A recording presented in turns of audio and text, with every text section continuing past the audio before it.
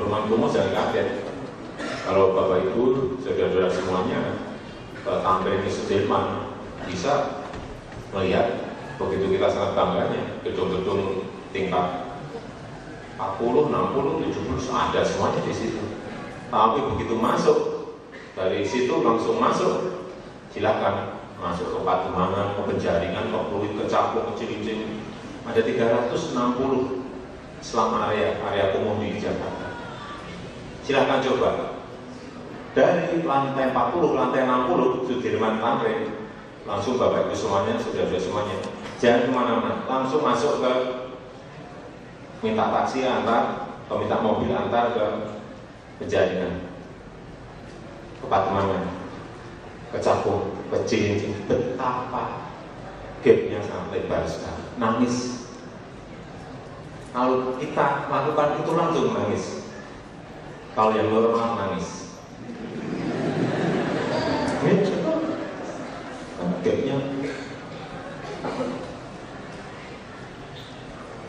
di kawasan kumuh yang saya sebutkan tadi, coba 3 kali 2, 3 kali 4, 3 kali 3 dihuni 9 orang, 12 orang, 8 orang, 7 orang. Bayangkan, kita bisa membayangkan rumahnya seperti itu. Terus problemnya seperti itu. Dan itu saya lihat sehari-hari, setiap hari saya lihat. Karena saya paling di kantor paling lama 1 jam, tanda tangan paling setengah jam. Berikan amplop, kayak ada tamu 1, 2, 3. Soal itu saya di lapangan. Karena apa? Ya nanti nggak sambung kalau saya nggak di lapangan, saya nggak ngerti. Sekarang ini menurut saya banyak mata batin kita itu sudah nggak sambung dengan masyarakat. Pemimpin yang tidak sambung dengan masyarakat karena nggak pernah bersentuhan dengan masyarakat. Kulitnya nggak pernah bersentuhan, salaman aja mungkin sebulan sekali atau 2 bulan sekali. Bagaimana bisa mata batinnya bisa melihat? Penglihatan spiritual kita tidak pernah dilatih harian. Melihat yang tadi yang di kawasan-kawasan kumuh, nggak pernah melihat gimana, nggak pernah bersentuhan gimana. Terlatih penglihatan spiritual kita, mata batin kita, bagaimana bisa terlatih kalau melihat mereka saja nggak pernah bersentuhan dengan mereka saja nggak pernah mendengar mereka sakit kayak apa nggak pernah mendengar. Bagaimana kita terlatih mata batin kita? Penglihatan spiritual kita ya kita lewat, nggak melihat karena nggak pernah terlatih untuk melihat itu. Saya dari kampung ke kampung yang kumuh-kumuh seperti itu.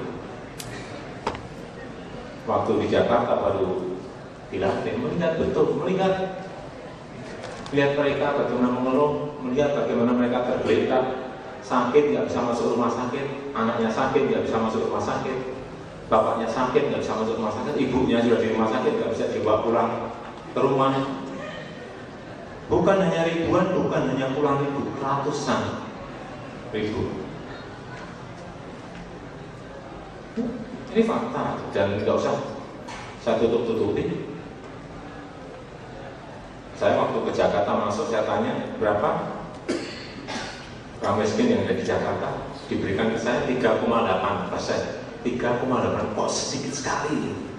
Fakta yang saya lihat di lapangan begitu banyak. Ya Pak, 3,8 Pak. Nah kok yang di lapangan banyak sekali ya? Iya Pak, yang miskin 3,8, yang rentan miskin 37%.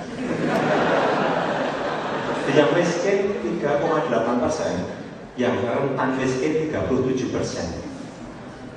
Saya tanya, apa bedanya miskin dan rentan miskin? Bingung kan? Itu hanya penghalusan. Saya lihat di lapangan yang rentan miskin ya miskin. Saya takut ada kita ini senang menghalus-haluskan seperti itu. Nanti ada miskin, ada rentan miskin, ada hampir miskin. Tambah lagi ini juga hampir miskin. Ini ya namanya istilah-istilah, padahal juga sama miskin gitu aja. Terus saya buka aja lah kita ini berapa sih? Tapi bagaimana menyelesaikan itu yang paling penting.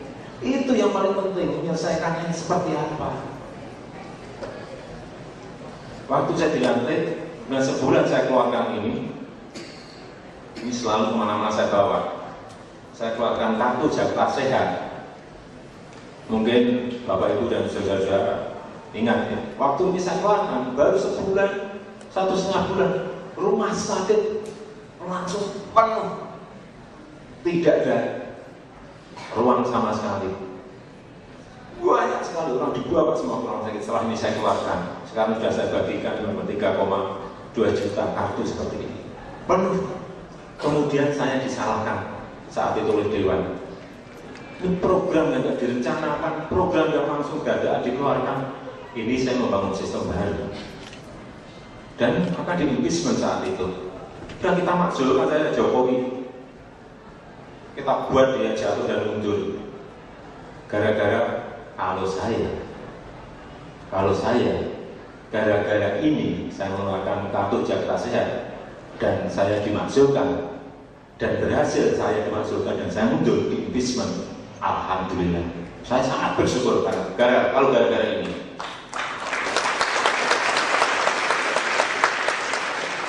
Ya, saat itu memang sudah modal, kalau dihitung kita hanya punya dukungan 11%. Ya kalau tahu secara politik kalah, tapi nggak apa, saya tunggu. Silakan dimasukkan, saya tunggu. Saya ngomong langsung, saya tunggu. Sampai sekarang nggak berani.